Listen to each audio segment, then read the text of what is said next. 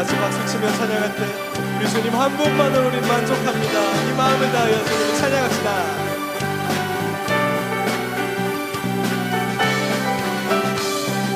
주님 한 분만으로, 주님 한 분만으로 나는 만족해. 나의 모든 것 대신 주님 찬양해.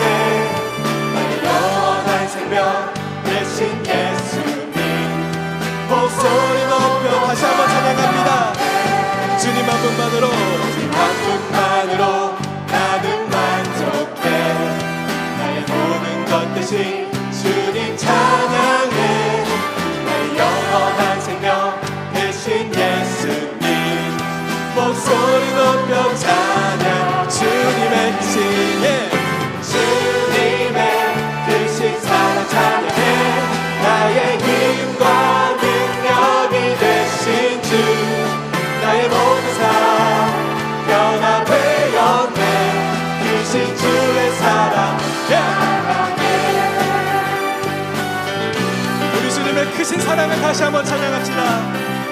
우리의 마음을 다하여 주님 한 분만으로, 주님 한 분만으로 나는 만족해. 나의 모든 것 대신 주님 찬양해. 나의 영원한 생명 대신 예수님 목소리 높여 다시 한번 고백합니다. 주님 한 분만으로, 주님 한 분만으로 나는 만족해. 나의 모든 것 대신 주님 찬양해. 나의 영원한 생명 대신 예수님 목소리 높여, 자 우리 목소리 높여 주님의 주님의 크신 사랑 찬양해. 나의 힘과 능력이 되신 주 나의 모든 삶 변화되었네. 크신 주의 사랑 다시 한번 주님의 크신 사랑, 주님의 크신 사랑 찬양해.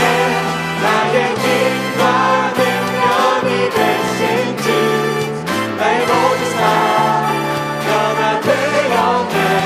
크신 주의 사랑 우리 마지막으로 주님의 크신 사랑 찬양해. 주님의 크신 사랑 찬양해. 나의 힘과 능력이 되신 주 나의 모든 삶 변화되었네. 크신 주의 사랑 찬양해. 계속해서 주님의 이름을 찬양하며 나아갑시다.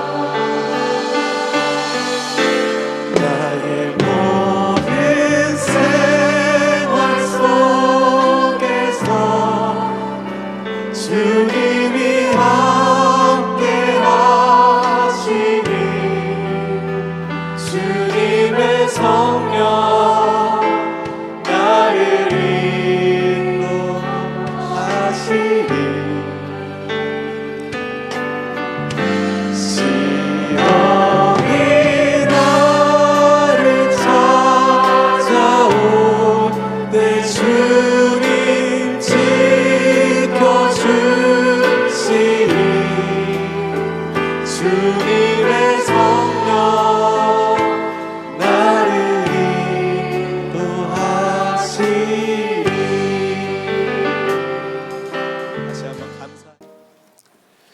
오늘 우리에게 주신 하나님의 말씀은 마가복음 6장 14절에서 29절 말씀입니다. 마가복음 6장 14절에서 29절 말씀입니다. 이에 예수의 이름이 드러난지라 헤롯 왕이 듣고 이르되 이는 세례 요한이 죽은 자 가운데서 살아났도다. 그러므로 이런 능력이 그 속에서 일어나느니라 하고, 어떤 이는 그가 엘리야라 하고 또 어떤 이는 그가 선지자니 옛 선지자 중에 하나와 같다 하되, 헤롯은 듣고 이르되 내가 목벤 요한 그가 살아났다 하더라. 전에 헤롯이 자기가 동생 빌립의 아내 헤로디아에게 장가든 고로 이 여자를 위하여 사람을 보내어 요한을 잡아 옥에 가두었더니, 이는 요한이 헤롯에게 말하되 동생의 아내를 취한 것이 옳지 않다 하였음이라. 헤로디아가 요한을 원수로 여겨 죽이고자 하였으되 하지 못한 것은, 헤롯이 요한을 의롭고 거룩한 사람으로 알고 두려워하여 보호하며 또 그의 말을 들을 때에 크게 번민을 하면서도 달갑게 들음이러라. 마침 기회가 좋은 날이 왔으니 곧 헤롯이 자기 생일에 대신들과 천부장들과 갈릴리의 귀인들로 더불어 잔치할세, 헤로디아의 딸이 친히 들어와 춤을 추어 헤롯과 그와 함께 앉은 자들을 기쁘게 한지라. 왕이 그 소녀에게 이르되 무엇이든지 내가 원하는 것을 내게 구하라, 내가 주리라 하고, 또 맹세하기를 무엇이든지 내가 내게 구하면 내 나라의 절반까지라도 주리라 하거늘, 그가 나가서 그 어머니에게 말하되 내가 무엇을 구하리까? 그 어머니가 이르되 세례 요한의 머리를 구하라 하니, 그가 곧 왕에게 급히 들어가 구하여 이르되 세례 요한의 머리를 소반에 얹어 곧 내게 주기를 원하옵나이다 하니, 왕이 심히 근심하나 자기가 맹세한 것과 그 앉은 자들로 인하여 그를 거절할 수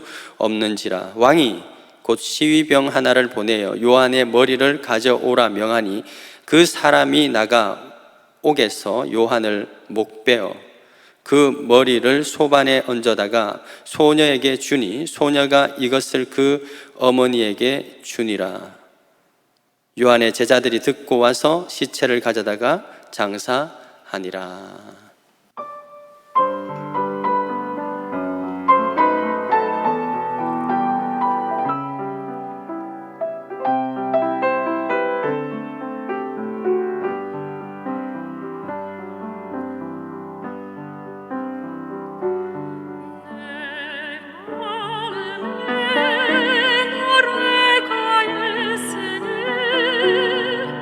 세상에 나를 요동하게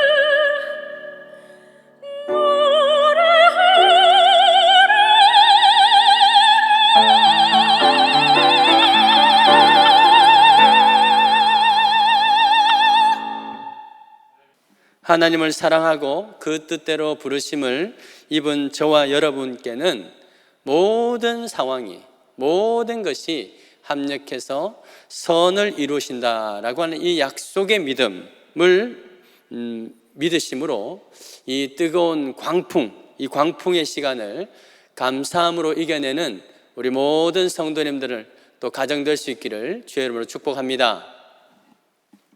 오늘 읽으신 이 본문은 예수께서 제자들을 전도여행 보내시는 이야기, 그 이야기가 채 끝나지 않은데 그 사이에 삽입되어 있는 내용입니다. 소위 이것도 이 샌드위치 구조인데요. 12절 말씀 보실까요? 마가복음 6장 12절 말씀에 제자들이 나가서 회개하라 전파하고, 13절에 보면 많은 귀신을 쫓아내며 많은 병자에게 기름을 발라 고치더라. 그리고 나서 30절로 한번 뛰어넘어 봅시다. 30절로 뛰어넘어가면 사도들이 예수께 모여 자기들이 행한 것과 가르친 것을 낱낱이 고하니, 그러니까 12절을 읽고 나서 12, 13절을 읽고 나서 30절로 바로 건너뛰어도 전혀 지장이 없는 그러한 내용입니다. 지난번에 한번 말씀드렸듯이 이 샌드위치 구조에서 샌드위치에서 가장 중요한 부위가 뭐였습니까? 껍데기 빵인가요? 아니면 안에 내용물인가요? 안에 내용물이죠. 그러니까 이 마가는 제자들이 예수의 이름을 드러내는 이 복음 전파 사역을 진술하면서, 이 기술을 하면서 헤롯이 세례 요한을 죽인 이 사건과 관련되는 이 내용을 굉장히 중요하게 다루고 있다라고 하는 것을 말합니다. 자, 그렇다면 마가는 왜 뜬금없이 이 사건을 언급하고 있는 것일까? 그 의도는 무엇일까요?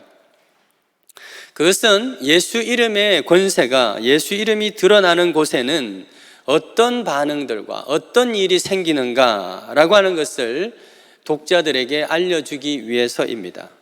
14절에 보십시다. 14절 보시면 예수 이름이 드러난지라 라고 되어 있습니다. 예수의 이름이 드러날 때 생기는 일이 무엇입니까? 첫 번째로 마음에서 이 죄의식이 깨어나기 시작한다는 것입니다. 죄의식이 깨어난다. 자, 이는 세례 요한이 죽은 자 가운데서 살아났도다. 16절에 보면 이 예수 이름이 드러났을 때 이 헤롯 왕의 마음속에 있는 그 죄의식이 깨어나기 시작합니다. 내가 목벤 요한 그가 살아났다라고 말하죠. 그는 예수 복음의 그 소문을 듣게 되면서 양심의 가책, 이 양심의 소리가 고동치기 시작한 겁니다. 누르고 있었던, 잠재우고 있었던 그 죄의식이 다시 깨어나기 시작한 겁니다. 그리고 세례 요한이 헤롯 안디바인데요. 이후로는 안디바로 부르겠습니다.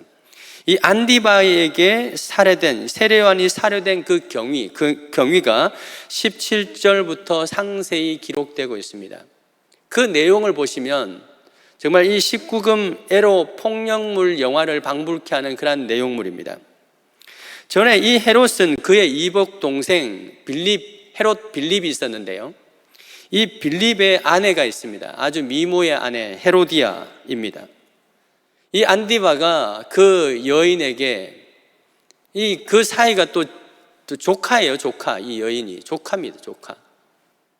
그 헤로디아의 미모에 반해가지고 그녀를 탐하게 되죠. 헤로디아 역시 그때 현재의 남편 이 빌립이 영썩 마음에 내키지 않습니다.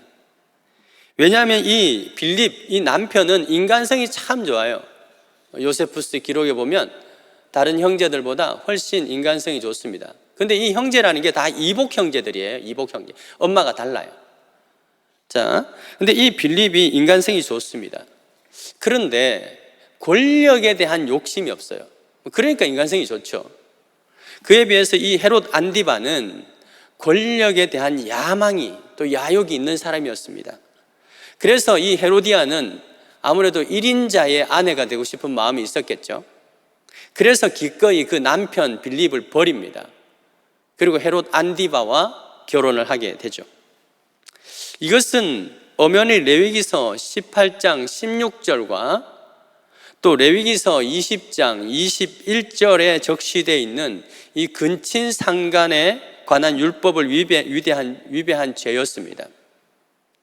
내 형제 아내 하체를 범하지 마라. 그 형제 아내를 데리고 살면 더러운 일이다 라고 하는 말씀을 위배한 일이죠. 헤롯은 엄연히 유대 사회의 유대인의 왕입니다. 분봉 왕이죠. 그러면 이 율법을 지켜야 되는데 그 율법을 지키지 않았습니다. 그래서 이 일은 당시 유대 사회에서요, 공공연히 알려져 있는 비밀이었습니다. 공공연히 알려진 비밀도 아니었습니다. 많은 사람들에게 알려진 그런 치정 사건이었죠. 그래서 사람들은 모였다 하면 쑥덕쑥덕 모였다 하면 헤롯 왕과 이 헤롯 가문의 이야기뿐이었습니다. 하지만 자칫 그 후환이 들어와 가지고 대놓고 공개적으로 이 일에 대해서 비난하는 사람은 아무도 없었죠. 그런데 그 세례 요한이 예수 이름을 드러내기 위해서 정의와 공의와 또 죄를 지적하는 거지 않습니까? 회개를 촉구하는 것 아니겠습니까? 그 세례 요한이 바로 그들의 그 영린을, 용의 비늘이라고 하죠. 이 영린을 건드린 겁니다. 공개적으로 헤롯 안디바를 비난한 겁니다. 이에 오늘 이 헤롯은, 그때 당시 이 헤롯은 양가 감정을 드러내고 있는데 20절이 바로 그때 그 당시의 헤롯의 마음입니다. 20절 보실까요? 헤롯이 요한을 의롭고 거룩한 사람으로 알고 두려워하여 보호하며 또 그의 말을 들을 때 크게 번민하면서도 달갑게 들었다. 마음에 갈등이 있으면서도 그래도 저 말이 맞아 라고 이렇게 생각한 거죠. 양가 감정입니다. 자, 26절에도 보면 왕이 심히 근심하나 죽이라고 돼 있는데, 죽여야 되는 상황이 됐는데 그때 근심을 했습니다. 그러나 맹세한 것과 그 앉은 자들로 인하여서 그것을 거절할 수 없었다라고 기록되어 있죠. 이를 볼 때 이 헤롯은 기본적으로 세례 요한을 존경하는 마음이 있었고, 그렇기 때문에 그나마 그의 말을 듣고 양심의 가책을 느끼게 된 것입니다. 그러다가 그것을 죽이고 나서 덮어 있었는데, 그러다가 오늘 이 예수님의 제자들에 의해서 예수 이름이 드러나게 되니까, 그 소문을 듣게 되니까 죄의식이 깨어나게 된 거예요. 그래서 생각한 게 내가 죽인 그 세례 요한이 살아났나? 라고 하는 그런 공포심에 사로잡히게 되는 겁니다. 죄의식이 깨어나게 된 것입니다. 사랑하는 여러분, 우리가 그리스도인이 된다는 것은 어떤 의미입니까? 우리 인생에 내 이름 대신에 누구의 이름? 예수 그리스도의 그 이름이 드러나기 시작하는 것을 의미합니다. 바로 그것이 그리스도인이 되는 것입니다. 그리고 그것의 표징으로서 우리는 회개의 고백을 하게 되는 것이죠. 말하자면 이전에는 죄로 생각지도 않았던, 또는 그것을 옳다, 의롭다고 여겼던 것조차도 죄로 고백하게 되는 것, 바로 그것이 그리스도인이 되는 것입니다.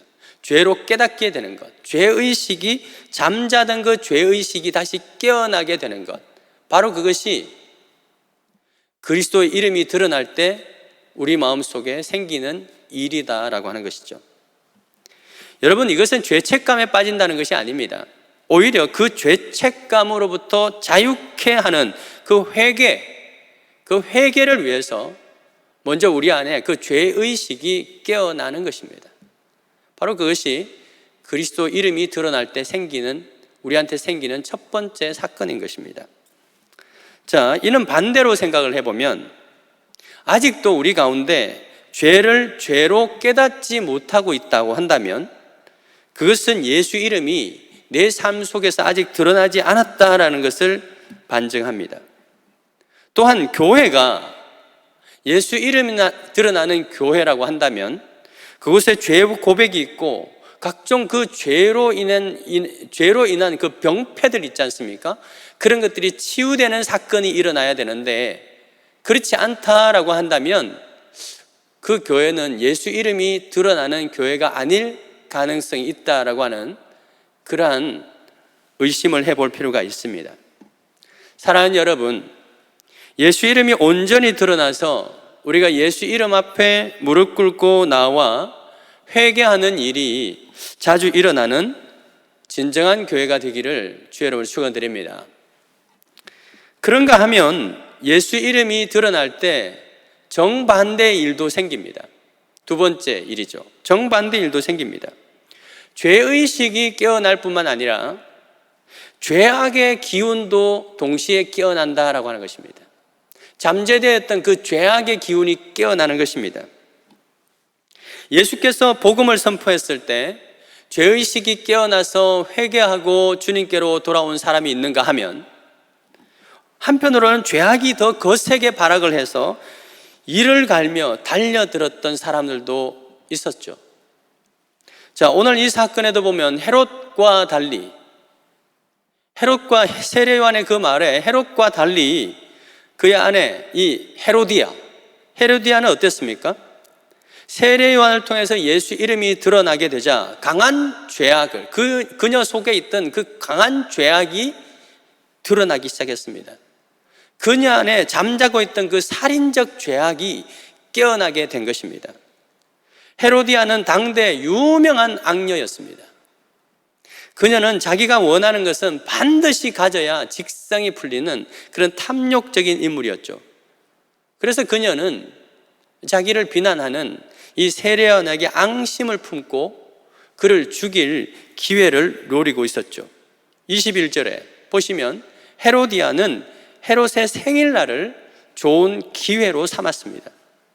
초청된 사람들 앞에서 딸의 이름이 살로메인데요, 이 살로메가 춤을 추게 하고 그 대가로 세례요한의 목을 소반에 담아서 오도록 그 요구하게 한 겁니다. 이 살인 교사죠. 이 당시 사회 간섭에서요, 사람들 앞에서, 많은 사람들 앞에서 여인이 혼자서 춤을 춘다, 이런 경우는 저 창기들이나 하는 행위였습니다. 그런데 더구나 이 공주가, 왕의 딸이 사람들 앞에서 맨살을 드러내고 혼자 춤을 춘다라고 하는 것은 스스로를 천박하게 만드는 행위였던 것이죠. 그런데 이 엄마라고 하는 헤로디아, 엄마라고 하는 사람이 그걸 딸에게 시키고 있습니다. 그리고 이 아빠라고 하는 사람도 그걸 보고 좋아라 하고 있습니다. 이걸 보면 헤롯 가문이 얼마나 형편없는, 그 개념 없는 가문인지 우리는 알 수 있는 대목이죠. 또한 그 대가로 사람의 목숨을 구하는 것을 보면 이 헤로디아와 그의 딸, 똑같은 악녀적 본성을, 잔인한 그 악녀적 본성을 드러내고 있는 것을 보게 됩니다. 그래서 유대인 속담에 이런 말이 있습니다. 선량한 여자는 악한 남자와 결혼해도 좋다. 왜냐하면 그 여자가 남자를 선량하게 만들 수 있기 때문이다. 그러나 선량한 남자는 악한 여자와 절대로 결혼하면 안 된다. 왜냐하면 그녀가 남편을 자기 수준으로 끌어내지 않고는 배기지 못할 것이기 때문이다. 여러분, 남자는 여자하기 나름이다 라고 하는 이 말은 동서고금을 막론하고 어느 정도 적용이 되는 것 같습니다. 그렇다고 모든 탓을 여인에게 돌려서는 안 됩니다. 결국 이 헤롯은 악녀, 이 헤로디아의 계략에 빠져서 세례 요한을 죽일 수밖에 없었죠. 헤로디아는 이 체면을 중시하는 이 정치인 헤롯, 그 헤롯의 약점을 이용해서 죄 없는 의인 요한을 죽이게 한 것입니다. 사랑하는 여러분, 예수 이름이 드러나면 정말 회개와 회복의 역사, 죄의식이 깨어나는 그러한 긍정적인 면만 있으면 좋겠는데 우리 현실은 그렇지 않다라고 하는 것입니다. 오히려 더 강력한 그 도전과 맞서야 하는 그런 경우가 발생한다는 것이죠. 자, 사도행전 7장 54절에 스데반이 예수 그리스도의 이름을 드러냈을 때 사람들의 반응이 어땠습니까? 이 말을 듣고 마음에 일단 찔렸어요. 그런데 어떤 반응? 이를 갈거늘. 57절에 그들이 큰 소리를 지르며 귀를 막고 일제히 달려들었다. 그래서 성 밖으로 내치고 돌로 쳤다라고 이렇게 기록을 하고 있습니다. 여러분, 누군가 내 말을 듣고 분노를 드러내는 것은요, 다른 게 아니에요. 마음에 찔려서 그런 겁니다. 그렇게 이해를 하시면 여러분의 마음이 편안해지실 것입니다. 그런데 마음에 찔림이 있을 때 죄의식이 깨어나서 회개의 반응을 일으키는 사람이 있는가 하면 오히려 이를 갈면서 큰 소리를 지르며 귀를 막고 달려드는 사람들이 있다라고 하는 것입니다. 우리가 아무리 잘하고 노력해도 돌로 치려고 하는 사람들이 또한 우리 곳곳에 반드시 있다라고 하는 것이죠. 특별히 그리스도인으로서 말입니다. 우리는 이 코로나 사태를 겪으면서 많은 생각과 반성과 성찰을 하게 됩니다. 왜 교회가 더 많은 비난의 화살을 받아야 하는가? 또 왜 더 많은 통제를 받아야 하는가? 그만큼 하나님께서 이 교회를 우리 사회에 맡겼는데 그것을 다하지 못한 그러한 무거운 책임감을 우리에게 주시는 건 아닌가라고 하는 그런 성찰과 반성을 하게 됩니다. 그럼에도 불구하고 사회에서 이렇게 내리는 상황을 보면 조금 이해가 되지 않는 부분들도 솔직히 있습니다. 제가 이번 주에 정부에서 보내준 방역 지침을 좀 꼼꼼히, 새로운 방역 지침 아니겠습니까? 좀 꼼꼼히 살펴보다가 아무래도 이건 조금 이해하기 힘들다라고 하는 부분이 있었습니다. 물론 여러 가지 경제적 상황과 서민들의 그 상황을 고려했을 것이다 라고 충분히 이해했지만 그래도 이건 좀 도무지 납득이 되지 않는 것이 있습니다. 새로운 방역 지침에도 교회는 여전히 까다롭고 기준이 엄격했습니다. 그럴 수 있다고 봅니다. 그런데 재밌는 것은요, 교회와 굉장히 유사한 환경인 이 영화관과 공연장의 그 기준을 보면서 제가 깜짝 놀랐습니다. 처음 봤는데 거기 기준은요 2단계에서 4단계까지 전혀 변화가 없습니다. 똑같습니다. 앉는 좌석 기준도요, 교회는 가족인가 이렇게 동반장과 상관없이 1칸 띄어라, 2칸 띄어라, 4칸 띄어라 이렇게 단계별로 까다로운데요, 이 영화관과 이 공연장은요 2단계에서 4단계까지 모두 다 동행자 외에는 1칸 띄우시오라고 되어 있습니다. 그러니까 커플이 왔다든지 가족끼리 왔으면요 같이 붙어 앉아도 되고 남인 경우만 1칸 띄우면 됩니다. 이건 제한이 아니라 관객들을 위한 배려인 것 같이 보였습니다. 더 재밌는 사실이 있습니다. 영화관과 공연장은 한 회당 들어갈 수 있는 최대 관객 수가 몇 명으로 제한되어 있는지 아십니까? 5,000명 이내로만 입장할 수 있다라고 규정되어 있습니다. 50명이 아니라 500명이 아니라 5,000명 이내만 들어올 수 있다. 2단계, 3단계, 4단계 동일하게 그렇습니다. 너무 재밌습니다. 교회는 30%, 20% 비대면, 4단계 비대면 그런데 그래서 이번 주에 법원에서요, 이건 형평성에 맞지 않다 그래가지고 교회도 4단계에서는 20명까지는 입장이 가능하다라고 하는 판결을 내렸습니다. 여러분 20명까지 참 재밌지 않습니까? 기묘하죠? 그런데 더 서글픈 사실이 있었습니다. 교회에 대한 이 단계별 방역 지침 기준이 어디와 똑같은지 아십니까? 스포츠 경기장하고 또 경마장하고 똑같습니다. 아마도 교회가 경기장처럼 소리 지르고 응원가처럼 노래하고 침 튀기면서 기도하고 그래서 그렇게 분류한 것 같은데요. 그런데 교회도 보면요, 지침에 보면 2단계부터 찬송 금지, 통성 기도 금지 조항이 있어요. 그런데 왜 영화관과 공연장과 동일하지 않는지 이해가 되지 않았습니다. 나훈아 씨 콘서트장에 청중들이 같이 노래 안 하는지 모르겠네요. 소리 안 지르는지, 오빠 소리 안 지르는지 모르겠습니다. 그래서 저는 이 새로운 방역 지침을 보면서 깊이 묵상을 하다가 마음이 막 속상했어요. 그래서 어떻게든지 이 속상한 마음을 추스려야 되잖아요. 그래서 이해하려고 노력했습니다. 왜 세상 사람들이 교회를 이 경기장이나 경마장 같이 똑같이 취급할까? 바울이 선한 싸움을 싸우고 달려갈 길을 끝까지 달려가라 라고 했는 이 말씀을 보면서 사람들이 교회를 잘 모르니까 교회를 경기장으로 착각했나 보다, 뭐 이런 생각을 하면서 이해하려고 노력했어요.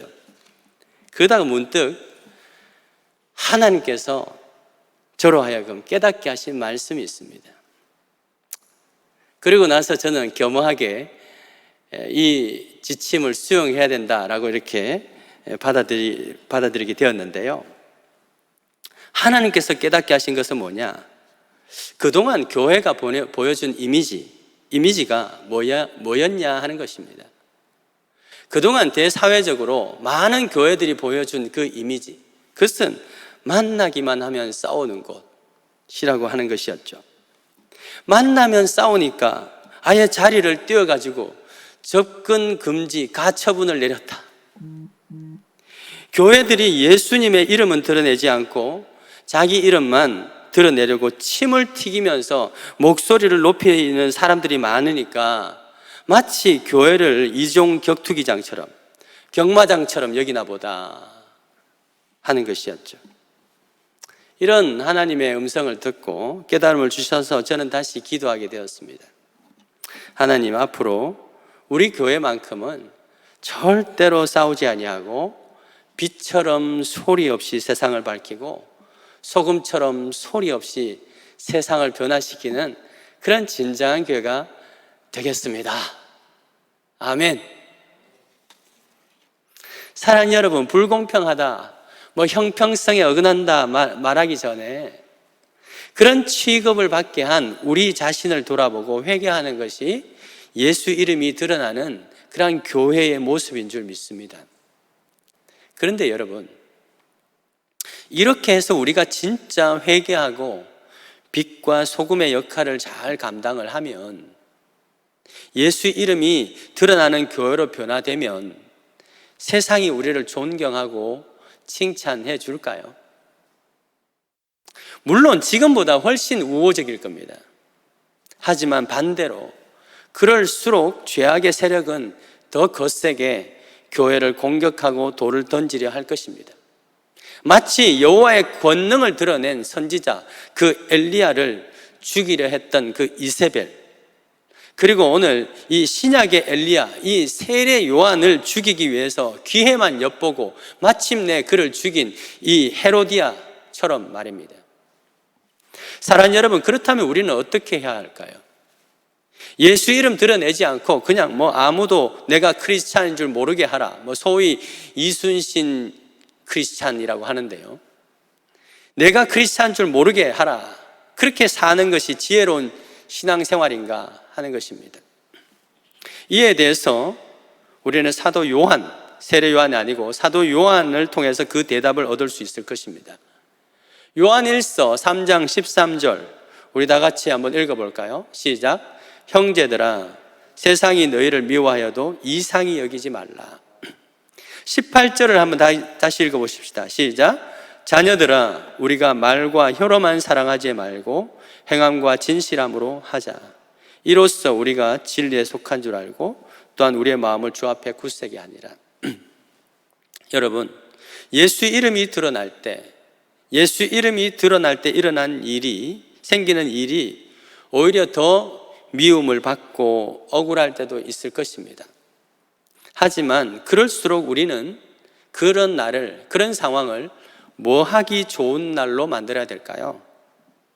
사랑하기 좋은 날. 따라합시다. 사랑하기 좋은 날.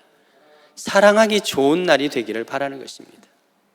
바람이 불어도 좋은 날로 여기는 그 긍정의 힘보다 더 위대한 믿음의 능력, 그 믿음의 능력으로 그 어떠한 환난과 고난의 그 광풍이 불어와도 행함과 진실함으로 사랑하기 좋은 날로 여기는 우리 신용산의 모든 가족들 될 수 있기를 주의 이름으로 축원드립니다.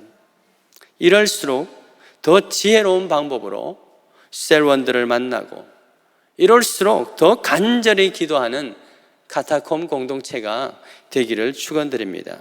바로 이것이 진정한 교회에서 예수 이름이 드러날 때 생기는 일들인 것입니다. 우리 함께 찬양하면서 함께 기도했으면 좋겠습니다.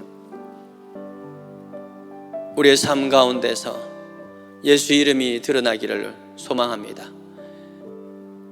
내 마음 가운데서 예수 이름이 그 권세를 얻기를 소망합니다.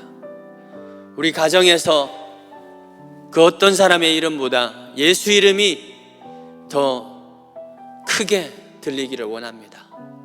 우리 교회에서 그 누구의 이름보다 예수 이름이 더 크게 소리치기를 원합니다. 그래야 예수 이름은 높아지고 내 이름은 낮아지는 그러한 일이 우리 교회 가운데, 우리 삶 가운데 생기게 하여 주옵소서. 그럼에도 불구하고 주여, 우리가 그렇게 회개하고 되었다 할지라도 여전히 세상은, 우리가 예수 이름이 드러난다 할지라도 여전히 세상은 또 교회를, 또 우리 크리스찬들을 조롱하고 또 공격할 수 있을 것입니다. 주여, 그러할 때마다 그것을 원망과 또 공격의 복수의 기회로 삼지 아니하고 오히려 더 행함과 진실함으로 사랑할 수 있는 기회로 삼게 하여 주시옵소서. 바로 이것이 예수 이름이 드러나는, 그 이름의 권세가 드러나는 우리의 성도의 삶이요, 우리의 교회의 삶인 줄 믿고 그것을 실행해내는 우리 모든 교회들 되기를 소망하며 주님 앞에 귀한 예물 올려드립니다.